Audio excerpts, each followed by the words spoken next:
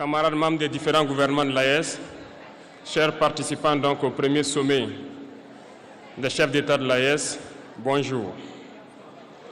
C'était un immense plaisir et un honneur de nous retrouver ici aujourd'hui, une date bénie, une date mémorable, le 6 juillet 2024, ici à Niamey. Avant tout propos, rendons grâce à Dieu qui a permis donc que ce jour soit. Nous lui disons merci pour tout ce qu'il a pu faire pour nous jusqu'à aujourd'hui et tout ce qu'il fera pour le peuple de l'AES. Permettez-moi également de rendre hommage au peuple nigérien. Ce peuple qui a tant souffert depuis l'avènement du CNSP et qui continue de rester debout. Merci aux Nigériens qui nous ont réservé un accueil chaleureux hier lorsque nous avons foulé le sol de notre patrie ici. Vous êtes plus que des amis, vous êtes plus que des voisins, vous êtes nos frères, vous êtes nos sœurs.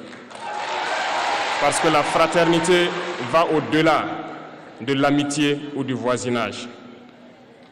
Nous avons le même sang qui coule dans nos veines. Dans nos veines coule le sang de ces vaillants guerriers qui ont combattu et qui ont réservé ces terres que nous appelons Mali, Burkina et Niger. Dans nos veines coule le sang de ces vaillants guerriers qui ont aidé le monde entier à se débarrasser du nazisme et de beaucoup d'autres fléaux. Dans nos veines coule le sang de ces vaillants guerriers qui ont été déportés d'Afrique vers l'Europe, l'Amérique, l'Asie ou je ne sais encore, et qui ont contribué à construire ces États pendant l'esclavage. Dans nos veines coule le sang d'hommes dignes, d'hommes robustes, d'hommes debout. Et pour cela, soyons-en fiers et soyez remerciés d'être ressortissants de l'AES. L'Afrique, ce continent qui a tant souffert et qui continue de souffrir du fait des impérialistes. Ces impérialistes n'ont qu'un seul cliché en tête. L'Afrique est l'empire des esclaves. C'est comme ça qu'ils voient l'Afrique. Pour eux, les Africains les appartiennent. Nos terres les appartiennent. Nos sous-sols les appartiennent. Ils n'ont jamais pu changer de logiciel jusqu'à aujourd'hui. C'est déplorable. Mais comment procèdent-ils? C'est malheureusement depuis donc ces années 60 où ces simulacres d'indépendance ont été donnés à l'Afrique. Ils n'ont juste fait que placer des valets locaux à la tête, selon eux, de leur sous-préfecture pour pouvoir continuer à les alimenter. Ces valets locaux que nous allons qualifier aujourd'hui d'esclaves de salon n'ont d'autre repère que de chercher à vivre comme le maître, à satisfaire le maître et à faire tout ce que le maître lui dicte. Ils volent, ils pillent nos États, amènent tout chez le maître et leur richesse est conservée chez le maître. Ils font tout pour vivre comme le maître et toujours le satisfaire. Lorsque le maître commande, ils exécutent. Savez-vous qui sont ces esclaves de salon? Eh bien, nous allons vous expliquer ce que c'est. Ce sont des individus qui n'ont aucune dignité, qui n'ont aucune morale, qui n'ont aucune personnalité. Mais le maître esclave a toujours su identifier ces individus. Ils sont toujours prêts à trahir leurs frères pour satisfaire le maître. Ils nous ont trahis depuis l'indépendance et d'autres continuent jusqu'à aujourd'hui à nous trahir au profit de leur maître. Ces individus continuent toujours, contre vents et marées, à piller l'Afrique, à aider le maître à piller l'Afrique. Ils se plaisent à le dire chaque année Dans leur sondage économique, le Burkina est le pays le plus pauvre, le Mali est le pays le plus pauvre, le Niger est le pays le plus pauvre. Nous sommes classés parmi les derniers. Très bien, si nous sommes aussi pauvres qu'ils le disent, mais quand est venu le moment de prendre nos responsabilités, nous avons demandé à ces maîtres de quitter les lieux. Pourquoi ne veulent-ils pas partir?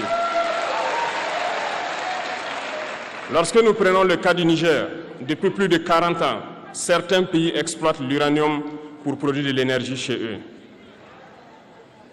D'Ottawa jusqu'à Paris, les rues sont illuminées, c'est la lumière.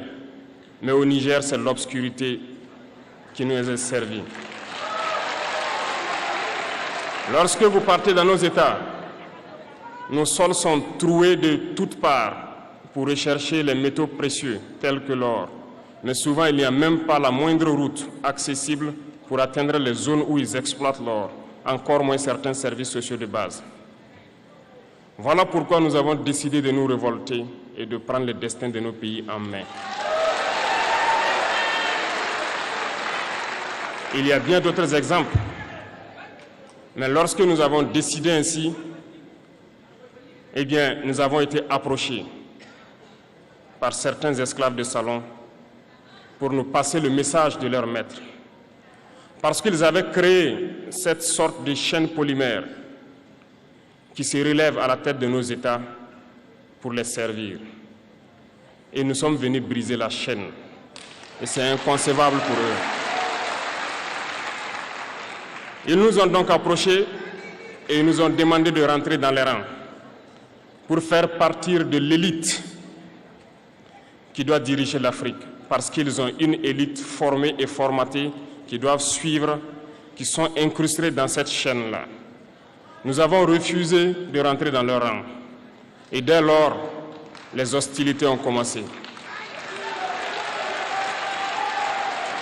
Ils ont fait fourvoyer dans nos zones plusieurs mercenaires, des formateurs. Les agents sont descendus dans le Sahel pour espérer mener des attaques barbares, lâches contre nos populations, espérer les révolter. En plus de ces attaques sur le terrain, les attaques communicationnelles, la manipulation, la désinformation battent son plein dans leur rang. Mais les peuples du Sahel ont compris et plus jamais on ne pourra les manipuler. Ils savent d'où ils viennent, ils savent ce qu'ils font et ils savent où ils partent.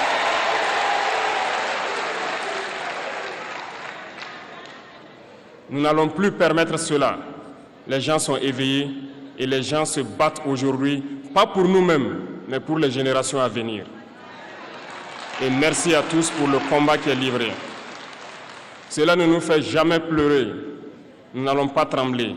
Nous allons affronter. Nous allons nous battre pour l'indépendance réelle, pour notre liberté.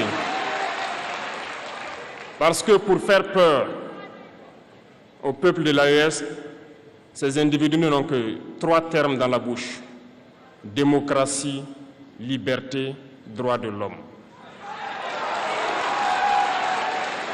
Bien sûr, leurs valets locaux ne sont élus que dans un processus démocratique, libre et transparent selon eux leurs valeurs.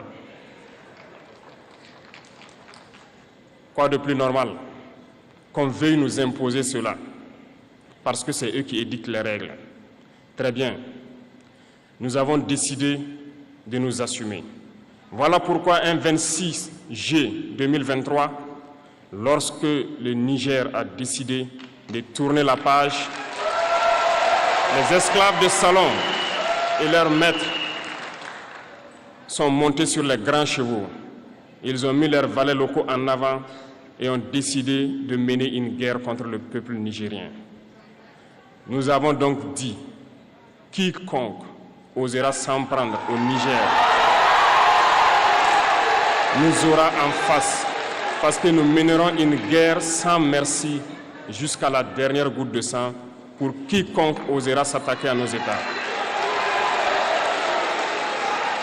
Cette parole, cette décision que nous avons eue hier est d'actualité aujourd'hui et sera d'actualité demain et pour toujours. Ainsi naquit l'AES le 16 septembre 2023 dans une architecture de défense mutuelle.